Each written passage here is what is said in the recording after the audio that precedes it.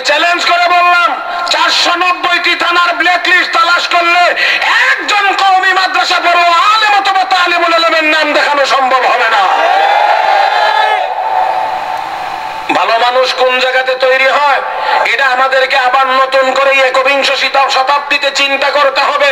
দুনিয়ার পিছনে বহু দৌড়াইছি, 47 বছর হয়েছে দেশ স্বাধীন হয়েছে, আমরা বহু বিদ্যালয় গঠন করেছি, বহু ইউনিভার্সিটির লাইসেন্স দিয়েছি, আমরা বহু মেডিকেল কলেজ গঠন করেছি, কিন্তু গত 5 দিনের পত্রিকায় খবর মাত্র 2.5 বছরের নাবালক মাসুম বাচ্চা ধর্ষিতা হয়েছে।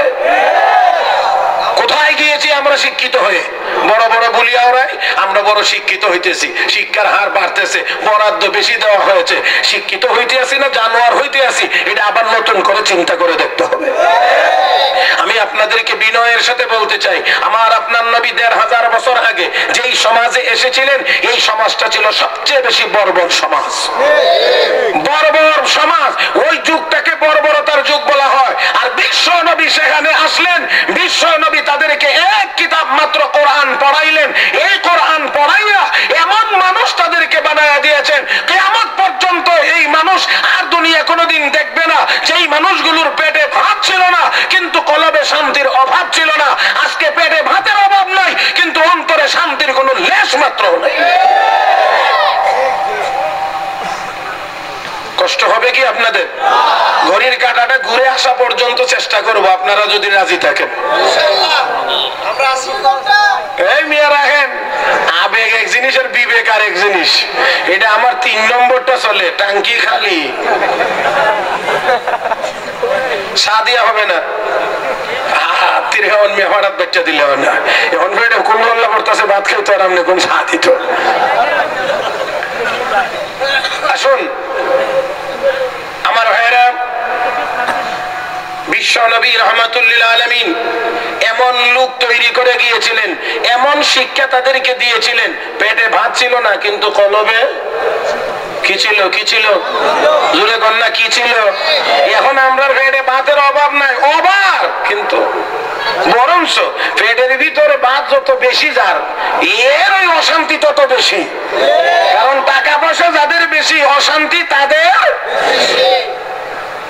গরু চুরে নিয়ে যায় এই জন্য বেটা লম্বা চেইন কিনছে, কিনে গরুর গলার মধ্যে ফেস দিয়ে এখানে একটা তালা দিছে, আরেকটা চেইনের মাথা নিজের কোমরে ফেসে এখানে আরেকটা তালা দিছে, দিয়া ঘুমাইছে গরুর হেফাজতের জন্য। এরপরেও গরু রাখতে পারে নাই, সুরে এখান থেকেও গরু নিয়ে গেছে, শুধু নিয়ে যায় নাই, সিডি লেখকে গেছে তালায় গরু রাখে না, কাবিনে বউ রাখে না।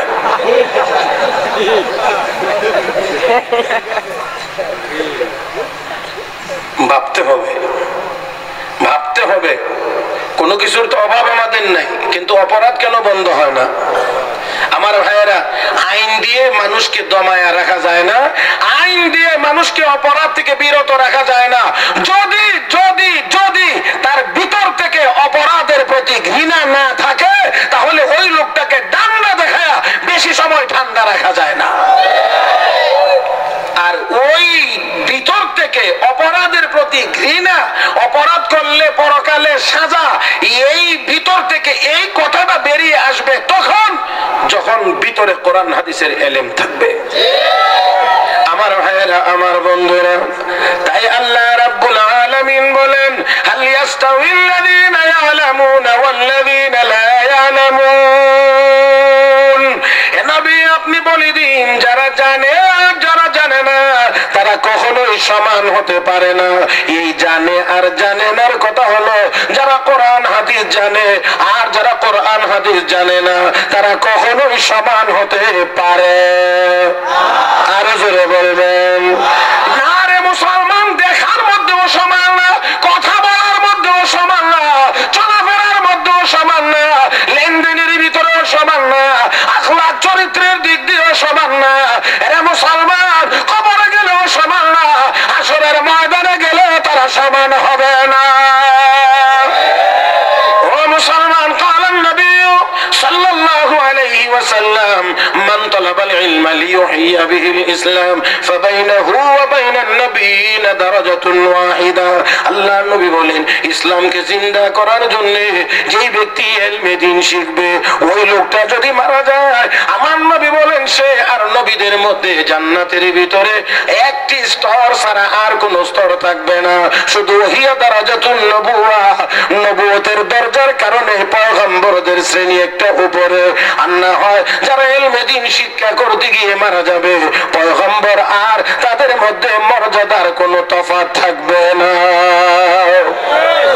আমার ভাইয়েরা, আমার বন্ধুরা, তাই আসল বলতে চাই, দুনিয়ার জীবনেও সমান না।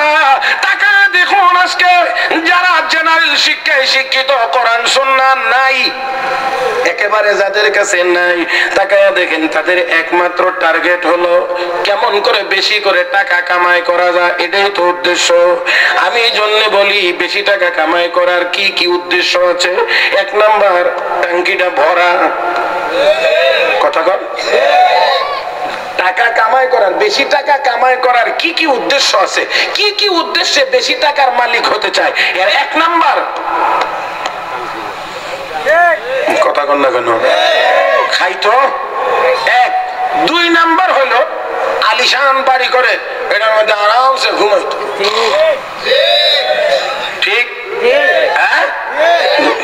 তিন নাম্বার, ভালো দামি কাপড় চোপড় পরতো নাকি? এই জিনিসগুলো তো মূলত। তাহলে বেশি খাইলেন, ঠিক আছে, মানলাম। বেশি খাওয়ার দ্বারা কি আপনি বেশি ভালো দামি মানুষ হইছেন না কি হইছেন? একটু চিন্তা করা তো দরকার, একটু চিন্তা করা দরকার। না খাওয়া হইলো ফেরেশতার স্বভাব, বেশি খাওয়া হইলো পশুর স্বভাব। তাহলে আপনি বেশি খাইয়া মানুষ হইছেন না পশু হইছেন?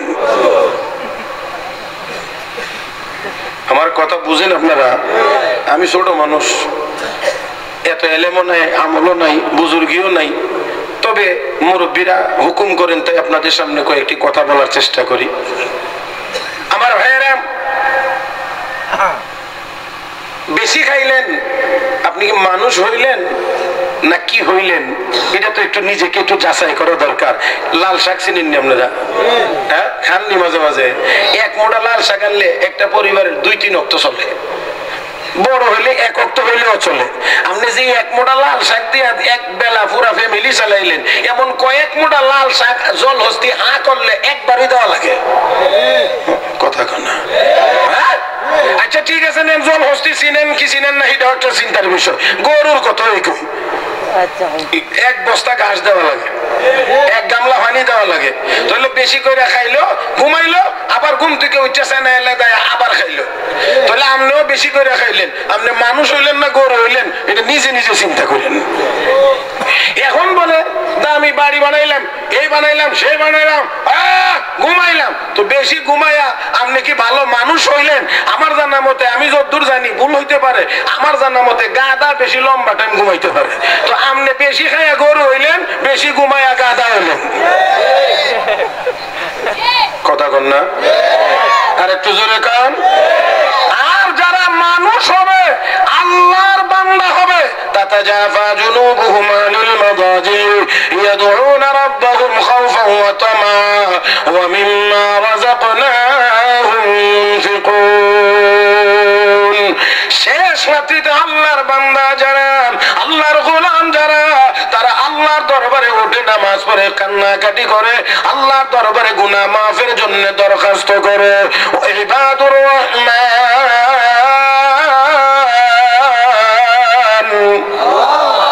আরে আল্লাহু আকবার বলবেন আপনারা? একটু জোরে কান।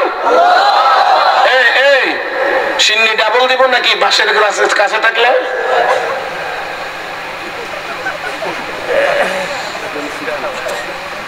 একদম সোজা, আমার দিকে তাকান।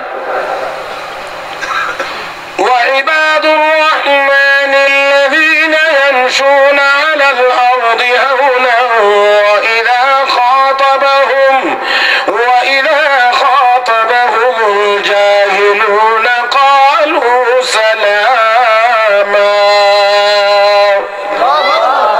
والذين يبيتون لربهم سجدا وقياما والذين يقولون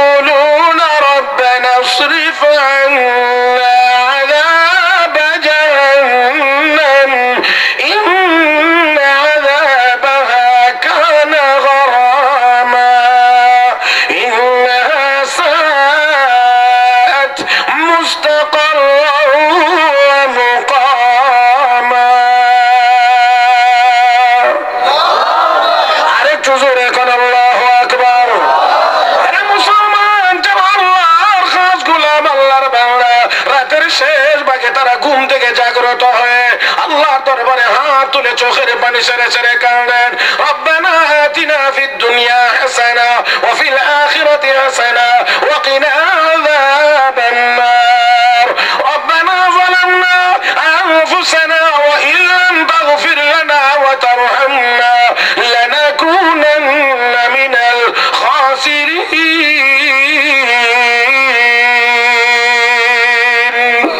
আল্লাহ গুনাহ মাফ করে দাও, আল্লাহ জাহান্নামের আগুন থেকে বাঁচাও। রব্বানা সরিফ আন্না আযাব জাহান্নাম, আল্লাহ জাহান্নামের আযাব আমাদের উপর থেকে সরায় নাও।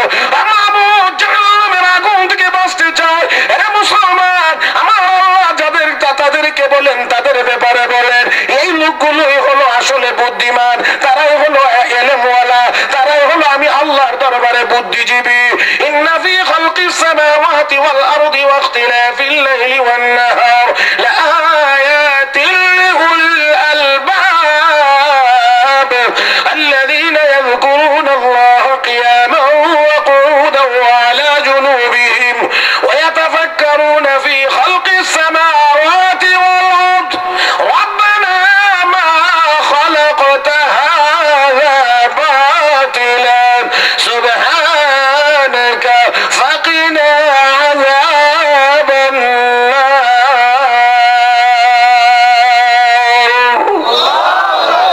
ও মুসলমান, আল্লাহ রাব্বুল আলামিনের দরবারে যারা কাঁদে, জাহান্নামের আযাব থেকে যারা মুক্তি চায়, একমাত্র আল্লাহর দরবারেই তারা হলো প্রিয় মানুষ বা তারা হলো ভালো মানুষ।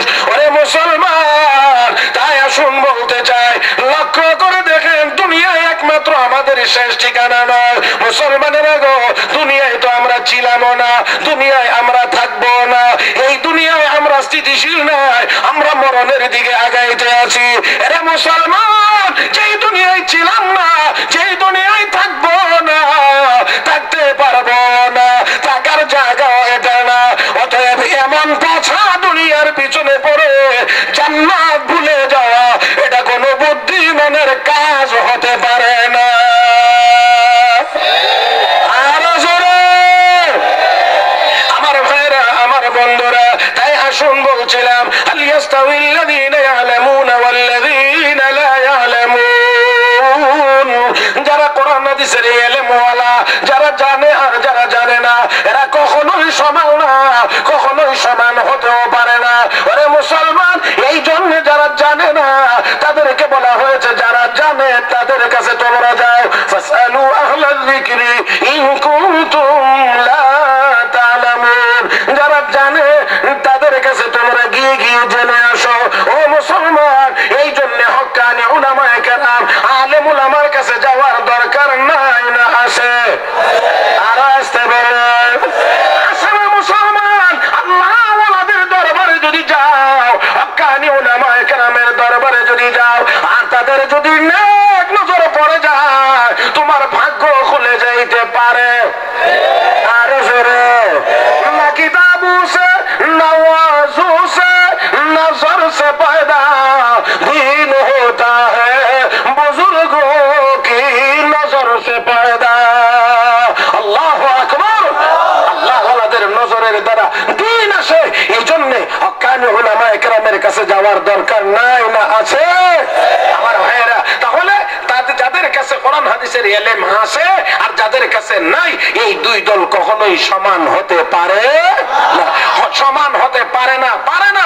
ও ভাই, বলছিলাম নবী বর্বর যুগে আসছিলেন, বর্বর মানুষগুলো কি বর্বর ছিল না স্বর্ণের হয়েছিল? স্বর্ণের মানুষ হয়েছিলেন। দেখেন লক্ষ্য করে, যেই লোকগুলোর, যেই মানুষগুলোর অভ্যাস ছিল সব সময় মারামারি কাটাকাটিতে লিপ্ত থাকা, সেই লোকগুলোকে আমার নবী এই কোরআন হাদিসের ইলম শিখায়া কি মানুষ বানায়া দিয়েছেন। হযরত ওমর বেলালকে বলছিলেন কালো বেলাল। বেলাল তো আসলেও কালো, কথা কন, বেলাল তো আসলেও কালো। কালো বেলাল রে কালো বলছেন। আমি আর আপনি হইলে তুই তো কালো, তো তোর কালো কইছে, তোর রাগুস কেন? কথা বুঝেন নাই? তাহলে দেখেন আল্লাহর নবীর কাছে হযরত বেলাল গিয়ে বললেন, হুজুর আমারে কালো বেলাল বলছে, আমি একটু কষ্ট পেয়েছি। নবী উমরকে ডাইকা এনে বলেন, ওমর ইন্নাকা ইমরুউম মুসলিমুন ফিকা জাহিলিয়াতুন। হে ওমর, তুমি মুসলমান কিন্তু কুফরি জামানার দুর্গন্ধ দিয়ে তোমার মুখে এখনো পাওয়া যায়। তার মানে ইসলামের ভিতরে কোরআন হাদিসের ইলম যার ভিতরে থাকবে, এই ইলম ওয়ালারা একজন কালোকেও কটাক্ষ করে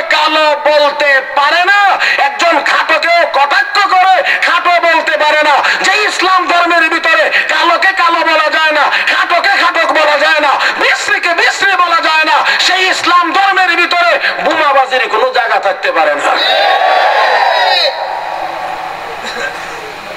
ভাইরা, ওই কথাটাই আল্লাহ বলেন, হাল ইয়াস্তাবিল্লাযীনা ইয়ালামুন ওয়াল্লাযীনা লা ইয়ালামুন, যারা জানে আর যারা জানে না তারা কি সমান? ও ভাই, কি জানে আর কি জানে না এই কথাটাই নিয়ে বাড়িতে যাইতে হবে। কোরআন হাদিস যারা জানে আর কোরআন হাদিস যারা জানে না তারা সমান না, সমান না, সমান না। জোরে কোন ঠিক কিনা? এটা আর এখন নতুন করে বোঝানোর দরকার পড়ে না। আমার ভাইয়েরা, আমি এবার প্রায় সব মাহফিলেই বলার চেষ্টা করেছি, যদি কোন লাইন পাইছি বলার চেষ্টা করেছি। পুলিশ দিয়ে, র্যাব দিয়ে, বিজিবি দিয়ে মাদক বিরোধী অভিযান চালানো হলো সারা বাংলাদেশে। কে কে ধরা পড়লো, কে ধরা পড়লো, কে মার খাইলো, সেটা আমার তালিকা দেওয়ার দরকার আমি মনে করি না। তবে সারা বাংলাদেশে কোরআন হাদিস পড়ুয়া একজন আলেম এই তালিকার ভিতরে পাওয়া যায় নাই যে একজন মাওলানা সাহেবের হাতে ইয়াবা ট্যাবলেট পাওয়া গেছে। আরো জোরে কান, আরো জোরে কান। মুসলমান, মুসলমান, তাই আসুন বলতে চাই, এই জাতিকে যদি চোর মুক্ত বানাইতে হয়, এই জাতিকে যদি ডাকাত মুক্ত বানাইতে হয়, এই জাতিকে যদি সুদ মুক্ত বানাইতে হয়, এই জাতিকে যদি ঘুষ মুক্ত, দুর্নীতি মুক্ত বানাইতে হয়, এই দেশটাকে যদি মাদক মুক্ত বানাইতে হয়, মুসলমানের প্রত্যেকটা সন্তানকে বাধ্যতামূলক ভাবে কোরআন হাদিস শিক্ষা দিতে হবে। এছাড়া আর কোন বিকল্প, আরো জোরে কোন বিকল্প? ভাইয়েরা, আল্লাহর নবী ওই লোকগুলি তৈরি করে দিয়ে গেছিলেন যারা পেটে ভাত ছিল না কিন্তু অন্তরে কোনো ডর ভয় ছিল না, তাদের কলবের ভিতরে শান্তির ব্যবস্থা ছিল। জোরে কোন ঠিক না? আজকে অভাব নাই কিন্তু অশান্তিরও, অন্য কোন জিনিসের অভাব নাই কিন্তু অশান্তিরও অভাব নাই। আমি ছোট সময় দেখছি মানুষের মধ্যে খাওয়ার একটু সংকট ছিল, এই জন্য একটু কষ্ট করছে, কিন্তু দেখা গেছে বহু জিনিস ঘরের বাইরে ছিল, চুরে নিত না। আর এখন তালা দিও রাখা যায় না। মাশাআল্লাহ, আমরা খুব আগাইছি, কথা ঠিক না? পন্ডিতের ঘরের পন্ডিতেরা দেখবেন মাঝে মাঝে বইয়া বইয়া কত নিয়ে এখন অনেক অ্যাডভান্স। সায়েন্স টেকনোলজি এখন অনেক আগাইছে। আগাইছে কোন দিকে আগাইছে? ভালোর দিকে না মন্দের দিকে? ভালো মানুষ হওয়ার দিকে না চুরির দিকে? সচ্চরিত্রতার দিকে না বদমাইশের দিকে? 2.5 বছরের নাবালক শিশু আজ দর্শনের হাত থেকে বাঁচতে পারে না, 80 বছরের বৃদ্ধাও বাঁচতে পারে না। তাহলে অবশ্যই অবশ্যই আমাদেরকে নতুন করে চিন্তা করতে হবে এই অপরাধ নির্মূলের জন্য আমাদের কি কি করা দরকার। আজকে কিছু কিছু জানোয়ার আছে ইহুদি খ্রিস্টানদের হালুয়া খাইয়া মাথা গেছে বিগড়াইয়া, কই এত মাদ্রাসার দরকার কি? আমি বলি, ওই জানোয়ার, এত মাদ্রাসা হইলে তোর অসুবিধা কি?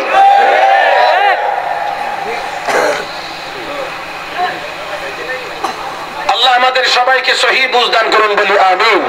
আরো জোরে বলি আমিন। হযরত হাসান বসরি রাহমাতুল্লাহ আলাইহি, আমার বুখারী শরীফের উস্তাদের মুখ থেকে শুনছি, হযরত হাসান বসরি রাস্তায় দাঁড়ায় রইছেন, একবার মাল করে রইছে, চিনছেন এটা আমার অমুক মুরিদের মাল, এই জন্য দাঁড়ায় রইছে।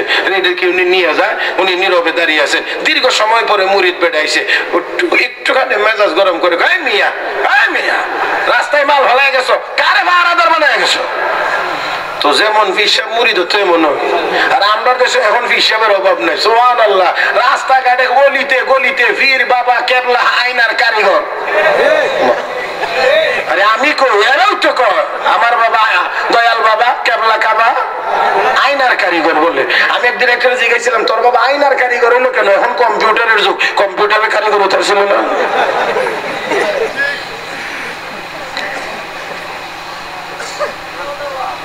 আমার বন্ধুরা দেখেন, হযরত হাসান বসরি যেমন মাপের বড় বুজুর্গ, মুরিদ তো আরে আল্লাহ। এক বড় বুজুর্গের কাছে তার মুরিদ গিয়ে কয়, হুজুর আমি আল্লাহর স্বপ্ন দেখতে চাই। কারে? আল্লাহর স্বপ্ন দেখতে চাই। তো কেমন মুরিদ হইলে কেমন পিসাবের কাছে গিয়ে এই কথা বলতে পারে যে হুজুর আমি আল্লাহকে স্বপ্নে দেখতে চাই? এটা তো পিসাবেরও কিছু আইডিয়া আন্দাজ আছে। ওই আন্দাজ অনুযায়ী পিসাব করে আসার নামাজ না হয়ে রেখে ঘুমাইতে কেউ চাইলো কি আর ওজিফা দিল কি? চাইছে আল্লাহর স্বপ্নে দেখতে, বলার দরকার ছিল 500 রাকাত নফল নামাজ পড়ো, 10 বার কোরআন শরীফ খতম করো, 10,000 বার দরুদ শরীফ পড়ো, এমন একটা কিছু বললে নি গিয়ে সহজে বোঝা যাইতো। এখন পিসাব পয়লে দিছে এশার নামাজ না পড়ে ঘুমাইতে হয়, মানে কইটা কেমন? বাড়িতে এসে মনের সাথে মিলাইতে পারতেছে না, কোনোভাবেই মিলাইতে পারে না। শেষমেশ কর আচ্ছা হুজুরের কথাও থাক আমারটাও থাক, ফরজটা ফরি আর সুন্নত বেতেরটা রাখি, অর্ধেক অর্ধেক হোক। ফরজ নামাজটা না হইলে কেমনে ঘুমাইয়া থাকি? কারণ ফরজ নামাজ পড়ে ঘুমাইছে, সুন্নত বেতের বাকি। স্বপ্ন জগতে বিশ্ব নবী রাহমাতুল্লিল আলামিনের দিদার নসিব হয়ে গেছে। নবী বলছেন কিরে ভাই আমি কি দোষ করলাম রে, সুন্নত বেতের না পড়ে যে ঘুমাইলাম? আমি কি দোষ করলাম তুই সুন্নত বেতের না পড়ে ঘুমাইয়া রইলা? ঘুম থেকে জাগ্রত হইছে, সকালবেলা গিয়ে আল্লাহর ওলির কাছে হুজুর আমি তো এই ইস্তেমবাদ করছিলাম, অর্ধেক পড়ছিলাম অর্ধেক ছাড়ছিলাম, বিশ্ব নবী আমাকে বলছেন আমি কি অপরাধ করেছি সুন্নত বেতের না পড়ে ঘুমাইলা? আমি তো এই জন্যই বলেছিলাম তুমি যদি ফরজ নামাজ না পড়ে ঘুমাইতা আল্লাহ তোমাকে স্বপ্নে এ জায়গায় কইতো এই বান্দা নামাজ না পড়ে ঘুমাইলে কেন? বেশ কোনো ব্যাপার আছে, অনেক অনেক বিষয় আছে আমার ভাইরা। আমরা তো মনে করি আবা কাবা আলকেল্লা টুপি একটা দেড় হাত আসমানের তারা লাগাই লইলি মনে হয় বড় কেবলা কাবা, টাইটেল আগে পিছে 40টা। আরে বাপরে বা লিখতে লিখতে কম্পিউটারের অসুবিধা বিরক্ত হয়ে যায়, নাম যে কোন নাম দিয়া যায় কইতেই পারে না, কথা বুঝেন না? মাঝখান দিয়ে সেরা গালি সাজেন তার নাম এটাই জানে না। আরে বাপরে বা মাহবুবে সুবহানি কুতুবে রব্বানি গাউসে সামদানি মুজাদ্দিদে সমান অভাব নাই, কিন্তু কাজের বেলায় জোরে কোন না, কাজের বেলা কেউ নাই। এমনি দেখবেন রবিউল আউয়াল আসলে জিলাপি খাওয়ার হিরিক পড়ে যায়। আরে বাপ রে বাপ কতর মিছিল দিয়ে আয়েশা ইয়া নবী সালামু আলাইকা কইয়া জিলাপি আর মিষ্টি খাওয়া, কিন্তু বিশ্ব নবীকে যখন গালি দেওয়া হয় তখন আর তাদেরকে বাদি চালান দিয়েও তালাশ করে পাওয়া যায় না, তখন এই দেশের কওমি মাদ্রাসা উলামায়ে কেরাম সাতটা চত্বরে গিয়ে তাদের প্রতিবাদ করতে হয়। আমার ভাইয়েরা আল্লাহ পাক সবাইকে পরিপূর্ণ হেদায়েত নসিব করুন, সবাই বলি আমিন। আর হুজুরে বলি আমিন। কষ্ট হইতেছে, আমিও শেষ করে দিতেছি, ঘড়ির কাটার দিকে আমিও ছায়া রইছি, এটা যাতে করে আমারে ওভারটেক করতে না পারে। কথা বুঝেন নাই? এটা যেন আমার ওভারটেক করতে না পারে সেজন্য আমিও তাকায় আছি, এটার দিকে তাকায় এই কথা বলবো। আমার ভাইয়েরা রাত্র এখন গভীর, মাঝে মাঝে কিন্তু ঘুমে একটু ঠেলা মারবো, মাঝে মাঝে দেয় না, মাঝে মাঝে একটু ধাক্কা মারে। আসেন না একটু মাওলার জিকির করে ঘুমও সরাইয়া দেই, কলবটাকেও পরিষ্কার করার চেষ্টা করি। পারবো সবাই ইনশাআল্লাহ? আর একটু ভালো আওয়াজে বলেন পারবেন সবাই? তাহলে একটু একটু একটু আজমতের সাথে একটু মহব্বতে বলিষ্ঠ আওয়াজে বলবেন লা ইলাহা ইল্লাল্লাহ, লা ইলাহা ইল্লাল্লাহ, লা ইলাহা ইল্লাল্লাহ, লা ইলাহা ইল্লাল্লাহ,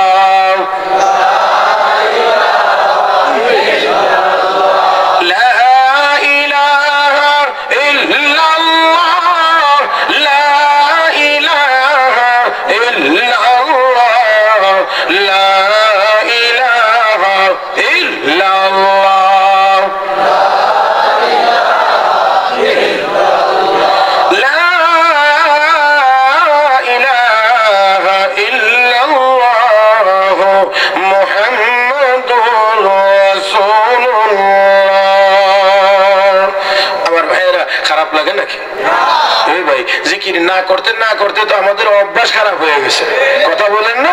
অভ্যাস খারাপ হয়ে গেছে, যার কারণে এখন একটু জিকির করতে গেলেও যেন পূর্ণ মজা লাগে না। একটু ধাক্কা দিয়ে যদি পড়া যায় আর ময়লাটা কলবের দূর হয়ে যায় তাহলে দেখবেন এখানেই মজা, আর কোনো জায়গাতে মজা নাই। আরো জোরে কান, আরো জোরে কান। যাই হোক, আমি যেই জায়গায় ছিলাম আপনাদের কি স্মরণ আছে? নামাজ না পড়ে ঘুমাইতে কেউ আল্লাহ ওয়ালাদের নজর, এই কথাটা বলার জন্যই বলছিলাম। আল্লাহ ওয়ালাদের নজর এটা আসতেছি। এর আগে যে কথাটা ছিল তা হলো নবী এমন মানুষ বানায় দিয়ে গিয়েছিলেন, কোরআন হাদিসের ইলম শিখাইয়া পেটে ভাত ছিল না, অন্তরে শান্তি ছিল। আমার বন্ধুগণ, সেই কোরআন হাদিসের সেই ইলম দীর্ঘ পথ পাড়ি দিয়ে আপনাদের সৈয়দপুর পর্যন্ত পৌঁছেছে। কথা বুঝেন না মনে হয়? এই সৈয়দপুর পর্যন্ত পৌঁছেছে। অতএব কিয়ামত পর্যন্ত যদি মানুষকে ভালো মানুষ বানাইতে হয় তাহলে অবশ্যই অবশ্যই অবশ্যই এই কোরআন হাদিস ছেলে মেয়েদেরকে শিখাইতে হবে। আর যারা জানি না তারা হক্কানি উলামায়ে কেরাম পীর মাশায়েখদের কাছে গিয়ে গিয়ে আমাদেরকে ওইখান থেকে সবক নিয়ে আসতে হবে। জোরে বলেন ঠিক না বেঠিক? ভাইরা, তাই আসুন, আমি বলছিলাম যে আল্লাহ ওয়ালাদের কাছে যাওয়ার দরকার। উলামায়ে কেরামের কাছে গেলে তাদের নেক নজর পড়লে আপনার কপাল খুলে যাইতে পারে। লক্ষ্য করে দেখেন, হযরত খাজা বাকিবিল্লাহ রাহমাতুল্লাহি আলাইহি বড় আল্লাহর ওলি ছিলেন, বহুত বড় বুজুর্গ ছিলেন, কিন্তু গরিব মানুষ ছিলেন। একবার ওনার বাড়িতে অনেকগুলো মেহমান আসছেন, অনেক মেহমান। এই মেহমানদের মেহমানদারি করানোর মতো কোন ব্যবস্থা ওনার ঘরে ছিল না। ঘরে বড় পেরেশান তিনি। এত মেহমান আসলেন, আমি কিভাবে মেহমানদারি করাইবো, কিভাবে মেহমানদারি করাইবো, কিভাবে মেহমানদারি করাইবো, এই চিন্তা। আর এই ওনার বাড়ির পাশেই ছিল একজন রেস্টুরেন্টের মালিক, হোটেল ব্যবসায়ী। এই বেচারা ছিল হুজুরের ভক্ত, হেও ওইখান থেকে পেরেশান। উনি এই পেরেশানি, হুজুরের বাড়িতে এত মেহমান, এত মেহমানদারি কেমন করে তিনি করবেন, এত মেহমানদারি তিনি কেমন করে করবেন, এই চিন্তা করতে করতে উনি ভাবলেন যে আমি কিছু হাদিয়া পাঠায় দিই। এই জন্য ওই মেহমানদের পরিমাণ অনুযায়ী রুটি, হালুয়া, কিছু সবজি টবজি সুন্দরভাবে প্যাকেট করে হুজুরের বাড়িতে গোপনে হাদিয়া পাঠায় দিয়েছেন। হুজুরের বাড়িতে হাদিয়া পাঠায় দিলে হুজুর মেহমানদারি করলেন। মনটা খুব খুশি হয়েছে, খুবই খুশি হয়েছে যে মেহমানদারি আমি করতে পারছি। মেহমানরা যে আমার বাড়ি থেকে মেহমানদারি না পেয়ে যে বিদায় হয়েছে না, এই জন্য উনি বড় আনন্দিত হয়ে মেহমানদেরকে মেহমানদারি করে সুন্দর মতো বিদায় জানায়া ওই হোটেলওয়ালার কাছে গিয়ে তুমি আজকে আমার উপরে যে ইহসান করেছো, আমাকে যে দয়াটা তুমি করেছো, সত্যিই আমি তোমার কাছে কৃতজ্ঞ। আজকে যদি তুমি এই ইহসানটা না করতা, আমি বড় পেরেশান ছিলাম, আমি কিভাবে মেহমানদারি করব। যাক আলহামদুলিল্লাহ, তবে তুমি কি আমার কাছে কি চাও, আমার কাছে তোমার কোনো কিছু চাওয়ার আছে কিনা? লোকটা সুযোগ বুঝেই হুজুর চাওয়ার আছে। বলে কি চাও? আমি আপনার মতো হইতে চাই, আমি আপনার মতো হতে চাই। না এটা বাদে কিছু চাও? না হুজুর, দিলেই যাই, না দিলে দরকার নাই, আমি এটাই চাই। আল্লাহর ওলিও যেন একটা বিব্রতকর অবস্থা। আমি তো বলছি তুমি কি চাও, তার মানে কিছু চাইলে আমার থাকলে আমি তোমাকে দেব। এখন আমার মতো হতে চায়, এই কথাটা কেমন করে সম্ভব? এরপরে না হুজুর, দিলেও এটা, না দিলেও এটা, আমি আর বদলাইতে পারবো না। আল্লাহর ওলি এক পর্যায়ে বললেন, ঠিক আছে যাও, গোসল করে পবিত্র হয়ে পবিত্র কাপড় পরিধান করে আসো। আসলেন, হুজুরায় ঢুকাইলেন, হুজুরও ঢুকলেন, দরজা বন্ধ করলেন। এবার সাপ্লাই শুরু হয়েছে, তাওয়াজ্জু দেওয়া শুরু হয়েছে। আমার ভাইয়েরা, আল্লাহ ওয়ালাদের তাওয়াজ্জু, এই তাওয়াজ্জুর মাধ্যমে সাপ্লাই হইতে আছে। বলে এটা কেমনে, কোনান দিয়া যায়? আপনারা মোবাইল থেকে এক মোবাইল থেকে আরেক মোবাইলে প্রোগ্রাম কেমনে দিয়া যায়? 5 ঘন্টার রেকর্ডিং ব্লুটুথের মাধ্যমে, শেয়ারের মাধ্যমে 5 সেকেন্ডের ভিতরে আপনার মোবাইল থেকে আরেক মোবাইলে চলে গেল। কোন রাস্তা দিয়ে গেল? জগন্নাথপুর ঘুরে গেছে নাকি ওই গোয়ালা বাজার ঘুরে গেছে? কোনান দিয়ে গেল? এটা যায় যে এটা বাস্তব, দেখা যায় না, কিন্তু যায় বাস্তব। আল্লাহ ওয়ালাদের এই নজর আছে, যে নজরের মাধ্যমে যায় সত্য, দেখা যায় না কোনান দিয়ে যায়। আল্লাহর ওলি তাওয়াজ্জু দেওয়া শুরু করলেন। 3 দিন তাওয়াজ্জু দিলেন। 3 দিন সেই সাপ্লাই তাওয়াজ্জু দেওয়ার পরে দরজা যখন খোলা হয়েছে, এখন দেখা যায় হযরত খাজা বাকিবিল্লাহ রাহমাতুল্লাহি আলাইহি এবং ওই হোটেলওয়ালাকে দুইজনকে এক রকম দেখা যায়, এক রকম। তবে কথা হলো এই, হযরত খাজা বাকিবিল্লাহ কি একদিনই এত বড় আল্লাহর ওলি হয়ে গেছে? 2 দিনে, 2 মাসে, 2 বছরে হয়ে গেছে। তো যেই জিনিস নেওয়ার দরকার ছিল 10, 12, 15 বছরে, এটা তো সাপ্লাই দেওয়া হয়েছে মাত্র 3 দিনে। লোড বেশি হয়ে গেছে। আমার ভাইয়েরা, এই লোড সামলাইতে না পেরে লোকটা 3 দিন দুনিয়ায় জিন্দা ছিলেন, মাত্র 3 দিন পরে দুনিয়া থেকে চিরবিদায় গ্রহণ করেছে। আমার ভাইয়েরা, তাহলে এই কারণে দেখেন আল্লাহ ওয়ালাদের নজর। মুহাদ্দিসুল আসর আল্লামা আনোয়ার শাহ কাশ্মীরি রাহমাতুল্লাহি আলাইহি রেল স্টেশনে দাঁড়িয়ে আছেন। এমন সময় হিন্দু ভদ্রলোক হাতে হেরিকেন নিয়ে যাচ্ছিল। হঠাৎ করে ওনার চেহারা বরাবর গিয়ে ব্রেক দাঁড়াইয়া ওনার দিকে তাকাইলেন, তাকাইয়াই বলছেন মৌলভী সাহেব মুঝে কালেমা পড়া দো। আর একটু আস্তে কর না সুবহানাল্লাহ। মৌলভী সাহেব মুঝে কালেমা পড়া দো। কালেমা পড়ায় মুসলমান বানায়া দিয়েছেন। লোকটাকে জিজ্ঞেস করা হলো আপনাকে তো মৌলভী সাহেব কালেমার দাওয়াত দেন নাই, নিজে দাওয়াত নিয়ে কালেমা গ্রহণ করে মুসলমান হইলেন কেন? কোন দোকানের ভিতরে আমি তাকায়া দেখতে পাইলাম তার চেহারার মধ্যে নূর চমকাইতে আছে। আমার দিল সাক্ষী দিতে আছে এই লোকটা কোনো বাতিল ধর্মের অনুসারী হতে পারে না, এই জন্য আমি কালেমা পড়ে মুসলমান হয়ে গেছি। আমার ভাইয়েরা, তাই কথা আর বেশি লম্বা করব না।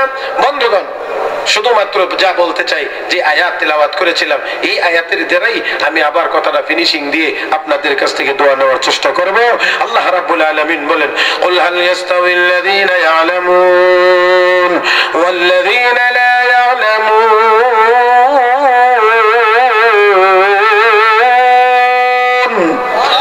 ইন্নামা ইয়াতাযাক্কারু উলুল আলবাব।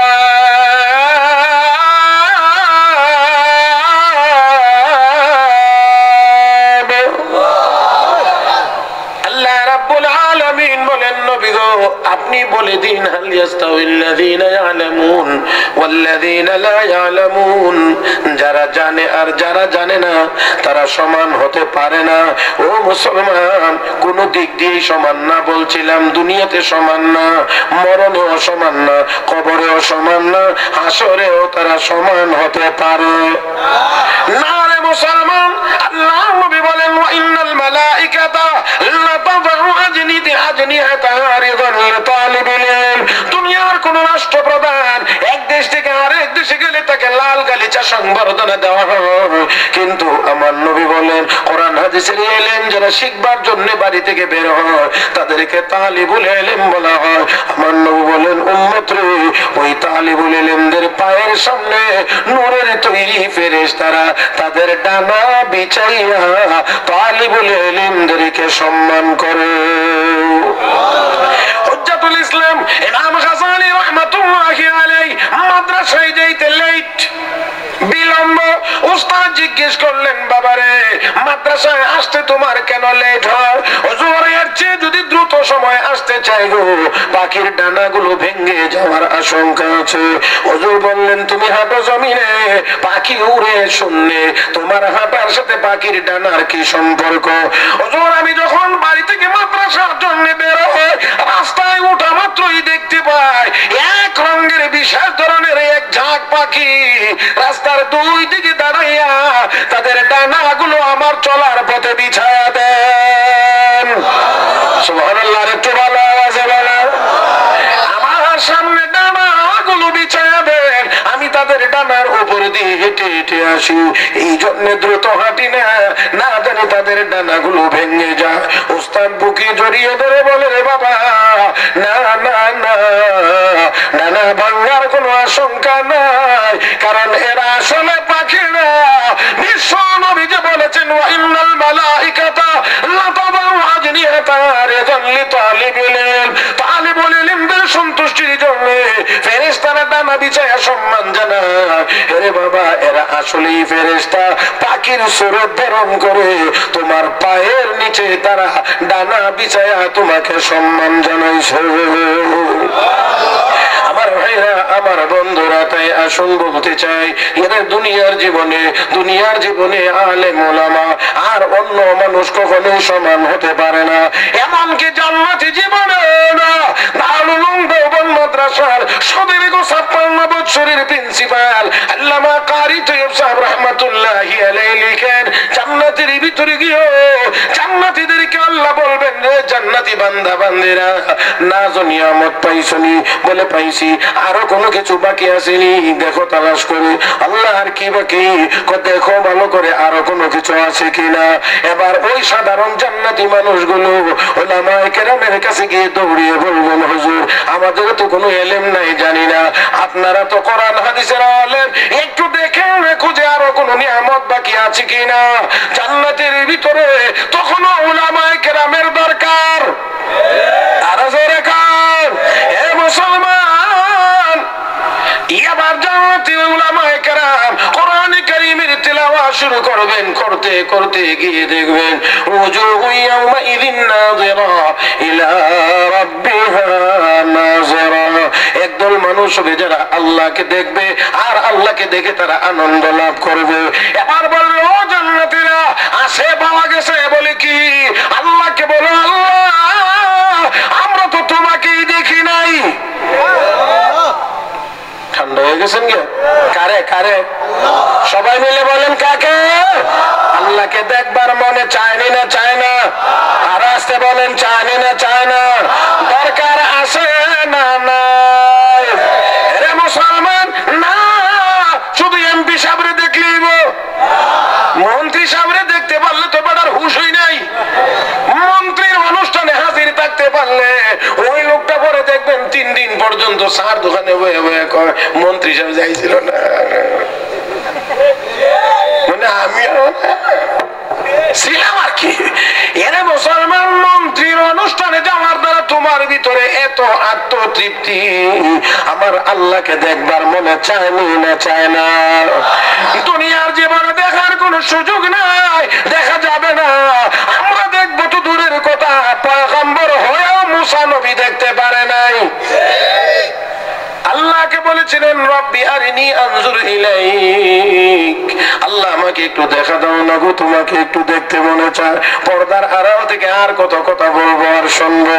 আল্লাহ কয় না না না লান তারানি, কখনোই আমাকে দুনিয়ায় তুমি দেখতে পারবে না। ওয়ালাকিন ইনজুর ইলাল জাবাল ফাইন ইসতাকাররা মাকানাহু ফাসাওফা তারানি, আমাকে দেখতে পারবে না তবে পাহাড়ের দিকে তাকাও, পাহাড় যদি তার জায়গা স্থির থাকতে পারে তাহলে তুমিও আমাকে দেখতে পারবা। ফালাম্মা তাজাল্লা রাব্বুহু লিল জাবাল জাআলাহু দাক্কান ওয়া খাররা মূসা সাইকা, ফালাম্মা তাজাল্লা রাব্বুহু লিল জাবাল জাআলাহু দাক্কা ওয়া খাররা মূসা সাইকা। আল্লাহ সামান্য নূরের তাজাল্লি দিলে পাহাড় জ্বলে গেছে, পয়গম্বর বেহুশ হয়ে পড়ে গেছে। পয়গম্বর হইয়া দুনিয়ার জীবনে আল্লাহকে দেখতে পারে নাই। আর আমাদের দেশে কিছু ভণ্ড বাবা আছে যারা মুরিদরে কয় আমি আল্লাহরে দেখায়া দেব। এটা আসলে পীর নাকি শয়তান? হে মুসলমান, তাহলে দুনিয়ার জীবনে দেখা যাবে না, দেখা যাবে জান্নাতি জীবনে। এবার জান্নাতীরা গিয়ে বলবেন আল্লাহ তোমাকে তো দেখলাম না, তোমাকে দেখতে চাই, তোমাকে দেখবার মনে চায়। আল্লাহু আকবার। হে মুসলমান, জান্নাতীরা যখন বলবে আল্লাহ রাব্বুল আলামিন তাদেরকে দেখা দিবেন, তাদেরকে দেখা দিবেন। বাইরে গো আল্লাহর দরবারে আল্লাহ রাব্বুল আলামিন তাদেরকে দেখা দিবেন।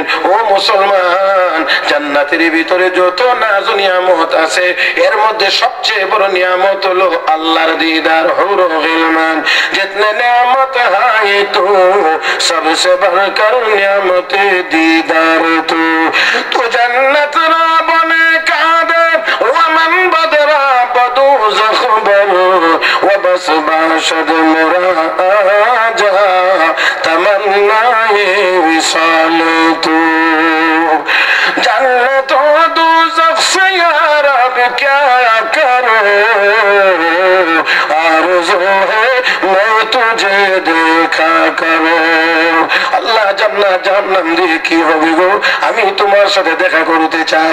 হযরত আব্দুল কাদের জিলানী বলেন আল্লাহ তোমার নেককার বান্দা বান্দীদেরকে জান্নাত দিয়ে দাও, আমার মতো গুনাহগার আব্দুল কাদেরকে দুজখে দাও, তবে দুজখের এমন জায়গাতে রেখে দিও গো যেখান থেকে আমি আব্দুল কাদের তুমি মাওলাকে দেখতে পারি। আর আসতে কোন না ও ভাইরা, ও বন্ধুরা, তাহলে আসুন আল্লাহ রাব্বুল আলামিনের দিদার হবে সবচেয়ে আরামের। আল্লাহ বড় করে অনুষ্ঠান করবেন, প্যান্ডেল করবেন, লম্বা কথা বলার সুযোগ নাই। মহান আল্লাহ জান্নাতীদেরকে দেখা দিবেন, দর্শন দিবেন, আল্লাহর দিদার দিবেন। আমার বন্ধুরা, জান্নাতী বান্দা বান্দীরা আল্লাহকে দেখতে পারবে, কারো কোনো দেখতে অসুবিধা হবে না। قال النبي صلى الله عليه وسلم إنكم তারাউনা রাব্বাকুম কামা তারাউনা হাযাল কমার লা তুদাম্মুনা ফি রু'য়াতিহি। নবী বলেন, উম্মত রে, পূর্ণিমার চাঁদ দেখতে তোমাদের যেমন কোনো অসুবিধা হয় না, ওই দিন আল্লাহকেও দেখতে অসুবিধা হবে না। এই এক পলকে 50,000 বছর তাকিয়ে থাকবে। 50,000 বছর এক পলকে আমার আল্লাহর চেহারা না জানি কেমন সুন্দর। আল্লাহ যেন ওই দিনের প্যাসেঞ্জার হিসেবে আমাদেরকে কবুল করুন। যেরকম আমিন, আরো যেরকম আমিন, আরো যেরকম আমিন। قل هل يستوي الذين يعلمون والذين لا يعلمون انما يتذكر اولو الالباب। নবী আপনি বলেন, যারা জানে আর যারা জানে না তারা সমান হইতে পারে? আরো যেরকম হইতে পারে? দুনিয়াতেও না, কথায়ও না, কাজেও না, আমলেও না, চলাফেরায়ও না, আখলাক আর চরিত্রগত দিক দিয়েও না। আমার ভাইরা, কবরেও না, হাসরেও না, জান্নাতেও না। কারণ দুই দলের মধ্যে ব্যবধান অবশ্যই থাকবে, অবশ্যই থাকবে আমার বন্ধুগণ। তাহলে আসুন কোরআন হাদিসের ইলম অর্জন করার মাধ্যমে আমরা সব রকমের গুনার কাজ পরিহার করে নেক আমল করার মাধ্যমে দুনিয়াতে শান্তিময় জীবন, পরকালে জান্নাতি জীবন যেন অর্জন করতে পারি। আল্লাহ রাব্বুল আলামিন আমাদের সবাইকে তৌফিক দান করুন। সবাই বলি আমিন।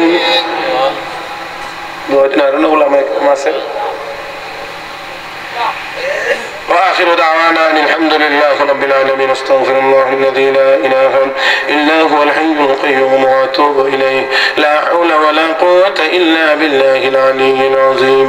اللهم صل على سيدنا ومولانا محمد وعلى آله وأصحابه وبارك وسلم. الحمد لله. مربي ديسنا الحمد لله.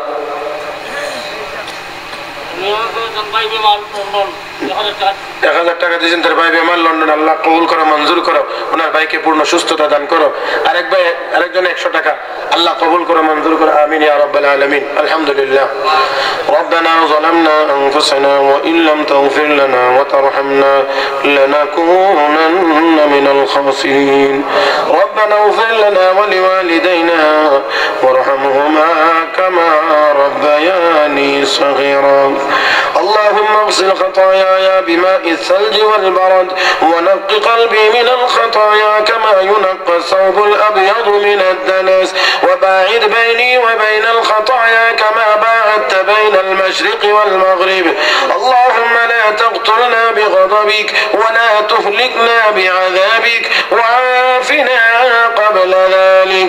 اللهم إنك عفو تحب العفو فاعف عنا يا كريم.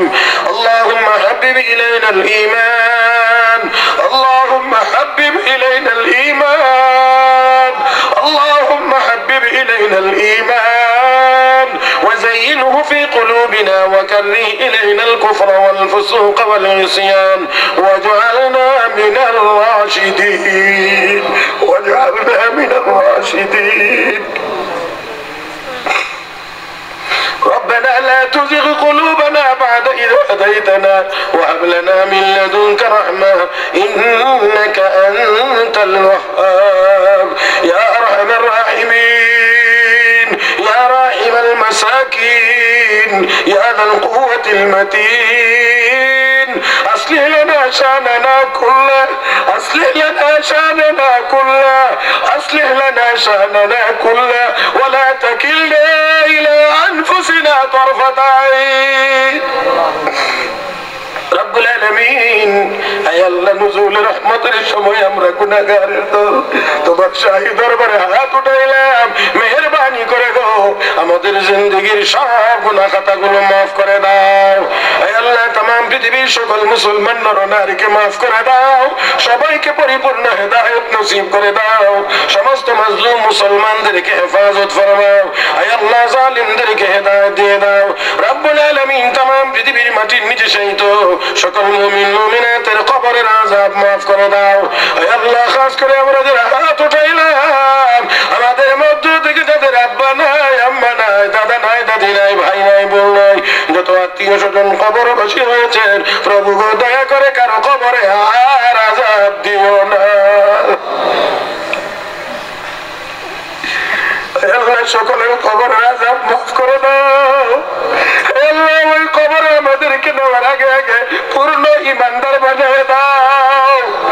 আল্লাহ জাহান্নামের লাকড়ি বানাইয়া আমাদেরকে কবরে নিও না।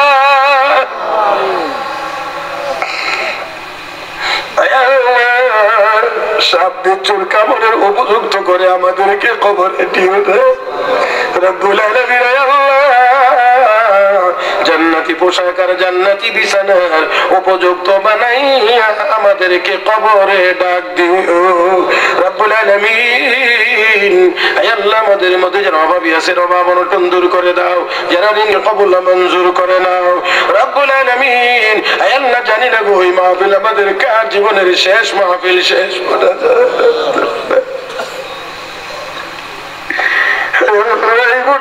যদি আমাদের কারো জীবনের শেষ মোনাজাত হয়ে যায় গো, মোনাজাত শেষ হওয়ার আগে আগে তোমার কুদরতি কদমে ধরে আমরা ভিক্ষা চাই। আমাদের সবাইকে মোনাজাত শেষ হওয়ার আগে আগে মাফ করে দাও। মরণে কষ্ট দিও না আল্লাহ, কবরে আযাব দিও না আল্লাহ, মরণে ঈমান নসিব করে দিও, কবরে শান্তির ফয়সালা করে দিও। জীবন মরণ আর কবর হাসরে দেখিও রে সদয় নজরে, দেখিও রে সদয় নজরে। আল্লাহ এই মুহূর্তে আমাদের পক্ষ থেকে অসংখ্য গণিত দরুদ ও সালাম তোমার প্রিয় হাবিবের রওজা মুবারকে পৌঁছিয়ে দাও। তোমার হাবিবের ওসিলায় আমাদের সকলের দোয়াকে কবুল মঞ্জুর করে নাও। ربنا تقبل منا إنك أنت السميع العليم وتب علينا إنك أنت التواب الرحيم وصلى الله تعالى على خير خلقه محمد وعلى آله وأصحابه أجمعين آمين آمين برحمتك يا أرحم الراحمين. السلام عليكم ورحمة الله.